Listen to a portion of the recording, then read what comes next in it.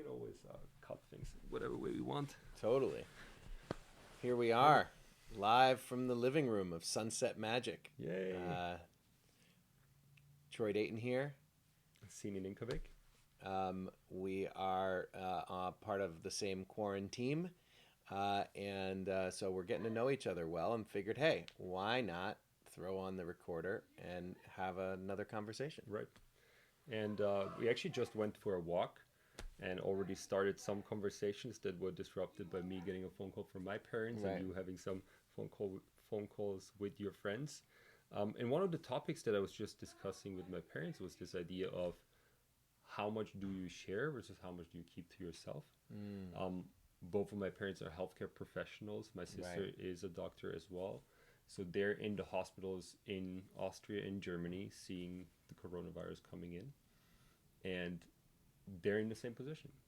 They're trying to figure out if they should be sharing what they're seeing, if they should be sharing the plans that the hospitals are making, where mid of May will be having, they're expecting mid of May to be the peak season of this virus.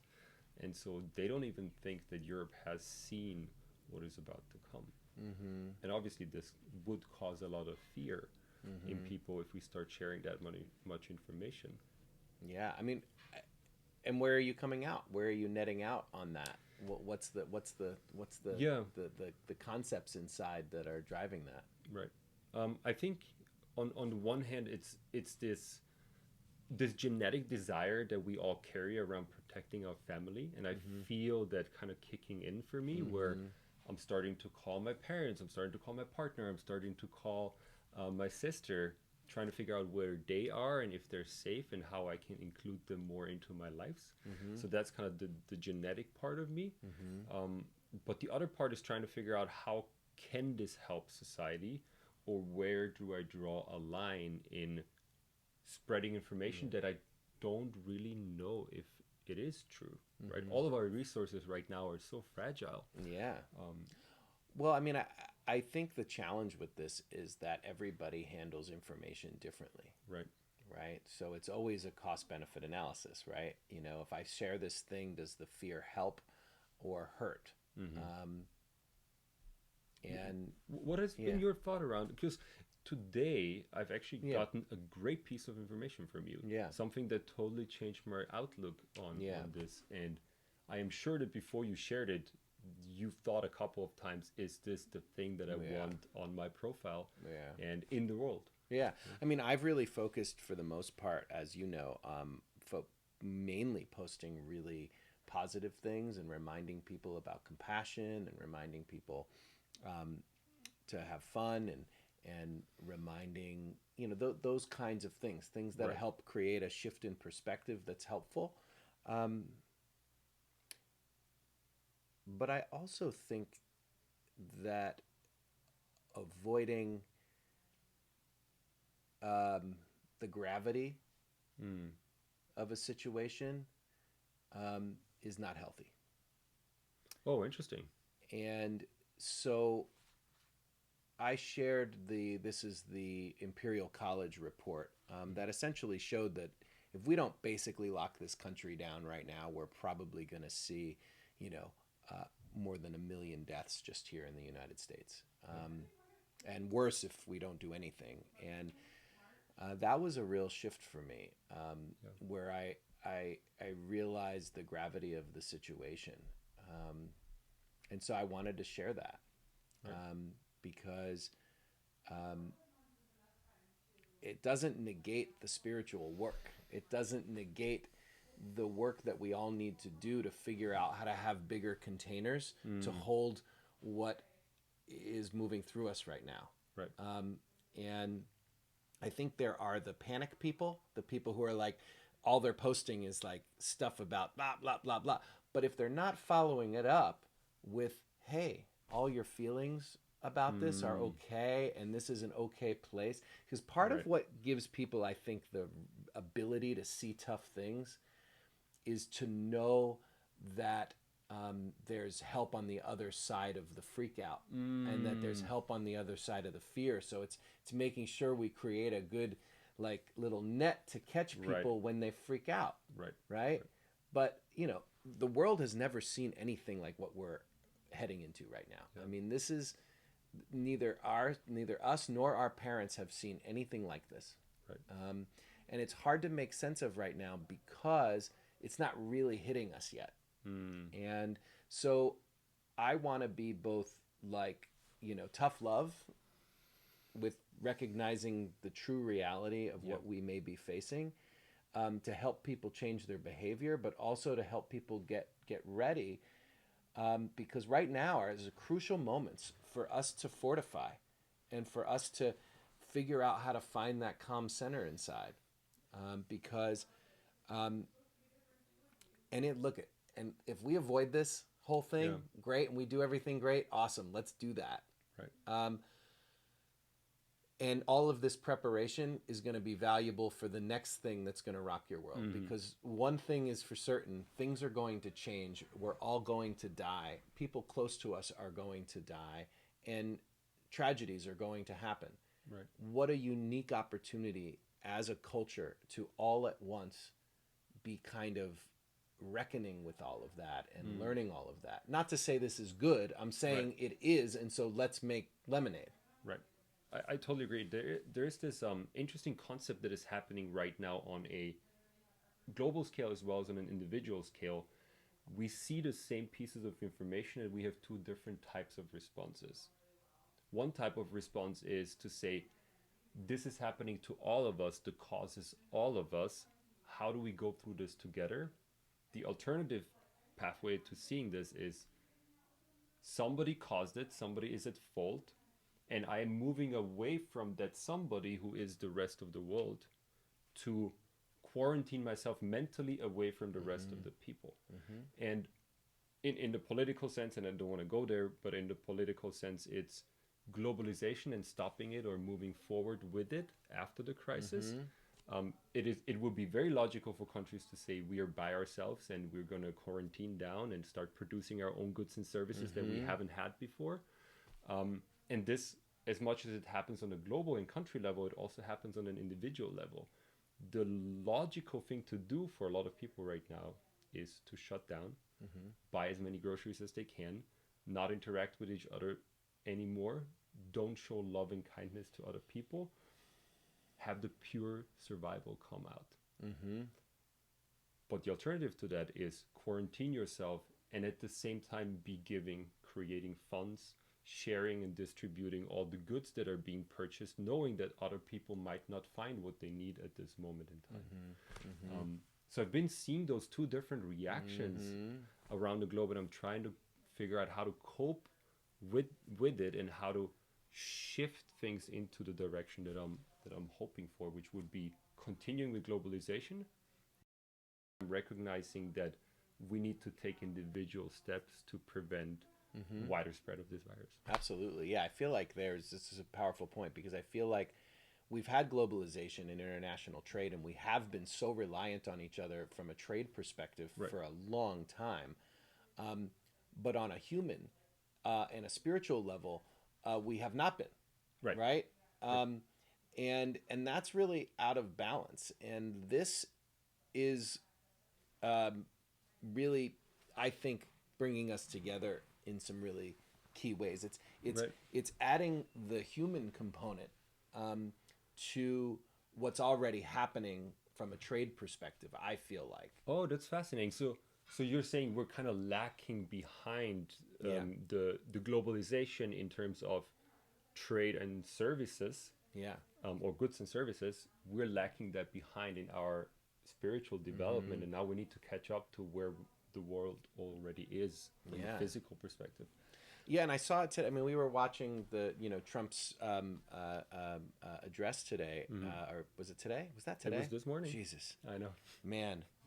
I'll tell you, this is crazy. The whole this thing is just moving so fast. That feels like 2 days ago. I know. Agreed. I mean, I think that it's wild that today when Trump was talking about the China flu, right? The China virus, right? Virus. And the reporter was asking him, and so it's interesting because even Trump is getting sort of, you can see him kind of getting soft, right? Yeah. And he's still, he's still jabbing, right? He needs an enemy, right? And so you can see, but it's like dying for him, right? Like it never landed. Like when he was trying to say that, there's a part, you could tell there's a part of him that's like, oh, that's not actually landing because Right. because like this is so different. Like there's a part of me, and this is crazy, this is blasphemy, I'm sure I'm going to get tons of like terrible comments about this, but I remember when Trump was inaugurated, and I was talking with some friends and thinking, well, maybe the office will change him. Maybe when Right. he gets into office and he realizes the enormity of his responsibility, Yeah. that it brings him into a sense of leadership, right? We were very quickly disavowed of that, and I lost hope of that. Yeah. And at the beginning of this crisis, I felt that way too. And it's changing now. It's changing. You can see him a little bit. Like I can see him softening a little bit. Yeah. Not that I think he's a good president or anything. I mean, this is just more like if even Donald Trump Right. can feel his heart being pulled, and I think it is. That's the power of pain, right? This is the flip side of horror, right? And it's not to take anything away from horror. Like horror is horrible. It's why it's called horror, right? And what we are facing is utter horror. But we got to make lemonade out of this. Yeah. You were just pointing to his ability to change, which also surprised me over the past 2 or 3 days. I was expecting him to deliver the same lines in a countless days in a row, basically, to articulate to us, everything is okay, we'll be fine. Right. And he didn't. He changed his speech about 2 days ago, where he softened and acknowledged the tremendous uncertainty that we are entering right now. And I'm sure that there were certain reports given to him and certain information that he did not have before in understanding how. This report, this Imperial College report, I think really changed everything. Very much so. And it came out 2 days ago, right? I think that's when it 2 days ago was published for the first time. Well, but he had gotten it a couple days earlier. Probably. Yeah. His ability to change inspired me in the sense that if somebody like him, who has been doing the same thing for the past probably 45 years or so, Right. is able to change within a like 24-hour stint, new message, new way of delivering it, connecting on a different level to people, I think we all have that same ability to, under the most stress that many of us will feel in their lifetimes, this is coming up, maybe for some of us, we'll be able to change and adjust to what the world is. Totally. And it's actually very hope-inducing in some way. Well, I mean, you have that, and then you also have people like fighting over a roll of toilet paper at Target, right? But, so we're going to get to see both sides. But it's going to push us. It's going to push us. And that reminds me of something that happened today as well, which is this idea. Someone posted a thing, and I shared it about don't act as if you're trying to avoid getting this virus, but rather to focus on assuming you already do, and that you're trying to protect everybody else from it. Yeah. And that is a powerful way of thinking about it. And since I've started thinking about it that way, and I've certainly thought about it that way to some degree. We were talking about it before. I mean, it's not like I hadn't had the thought before, but in terms of like really reorienting myself as if I already have it and I'm trying to avoid helping other people, getting other people sick, it has changed my behavior a little bit. And it has put me into a more of a service mindset and a care mindset. It's put me more in an empathetic mindset to those around me. Like I went for a walk today, and it changed a lot of how I orient. And it reminded me how perhaps one of the things that has made it possible for China and South Korea and Hong Kong to really have success with this, like they've figured out how to work it, and why so many of the European countries are having such a hard time with this, is difference between collectivist cultures and individualistic cultures, and why I think maybe the U.S. may have a particularly hard time with this. And in talking with, I'm not going to name any names, but let's just say boomers who are close to me, there's a certain there's just data coming out about people are not changing their behaviors. Right. They're not changing their behaviors. They're going to parties. They're going to they're just not changing their behaviors. And, there's something about this reorientation that way, that this is going to force a lot of people to like reckon with their own sense of individualism. Right. And I think that's powerful. Are you familiar with the book Tribe by Unger? I heard of it. I haven't read it. But basically, the idea is that people are much more, they bond, and they're happier when they are kind of in difficult experiences together. Yeah. Right?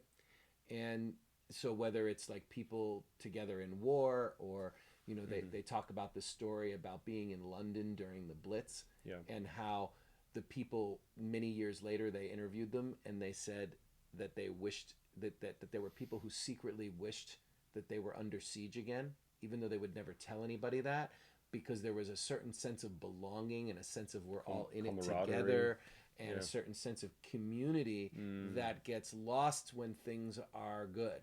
Yeah. It's probably similar to, we're in Silicon Valley, so I guess it's very similar to a early stage startup that is experiencing high growth. Right. It's an exciting time. It's an anxiety-inducing time. Yes. But there's a lot of change happening, and a lot of people coming on board, people getting fired. Uncertain times, but exciting times, and very bonding times and experiences as well. Yeah. So maybe we're just in that period right now where we're going through a weird change from one system to another, from a company that was selling this product to a company that is selling a completely new product, and trying to essentially we are in business terms, the entire world is going through a pivot right? Pivot. And it's really interesting to see how an entire world completely shifts its focus in a matter of weeks. It's a real, the last time we were tested like this was probably 1918, and World War II. World War II is probably the last time we were tested like this, and then before that, 1918 flu pandemic. And God, the world is so different now than it was then, right? Yeah. It is in every possible way. So it's gonna be very interesting to see how this, how it all pans out, and it's probably gonna be really, really bad. And there's a part of me that, here we are, in a very enviable and very privileged position to be sitting here thinking theoretically about the positives that might come from this. And, I just want to acknowledge that, and like I said before about facing the difficulty and not just sort of like shifting into what's positive, but actually being real about the grief. Even already, so many people we know, even who don't have more than a few $1,000s in their bank account, who are done. They have no work. Right. And this is life and death right now, not the virus, but the economic piece. This is life and death for a lot of people. Yeah, significantly more than the virus Yeah. would ever kill. Yeah. And so it's just, yeah, and it's hard to get present to um, that reality, but we're about to. Yeah. I mean, one of the things that I noticed today is they're not publishing the names of the people who are dying. Oh, interesting. And I'm sure there's good reason for that, Mm-hmm. but it does make this less real, right? These are theoretical Yeah. people Yeah. at this point. Um, but I want to, I think it's important for us to hear the stories of the lives lost. Right. I know that like during 9/11 and whatnot, that's really what brings it home when you would go into the subways and they'd Mm-hmm. have the pictures of the people that were lost and missing, and it just, your heart would just break. And not that I want people's heart to break, but I do want people's heart to break. If Right. there's a reason for it to break, let's break these hearts. Yeah. It breaks open our compassion, and it also honors the people who are Right. dying. And I really want that. That makes total sense to me. From hearing the news and seeing that a lot of people are still not in quarantine, a lot of people might not be able to ever be fully in quarantine because they have to do things in this world that create a Yeah. disposable income to them. Yeah. Um, Or because Or- they care, because they're like, see it as Correct. a duty, Correct. right? But a lot of us won't be able to do it, and some of us are deliberately not putting themselves in quarantine because they haven't seen the full reality as I am seeing it at this moment yet. Yeah. And for those people, additionally to what you were saying, I would love for them to be able to see the real names behind this, Yes. to raise awareness, Yeah. right? Because if you are still going to bars right now, you're doing your country a real disservice. Yes. Absolutely. It's sad to see it, and but it also makes sense, right?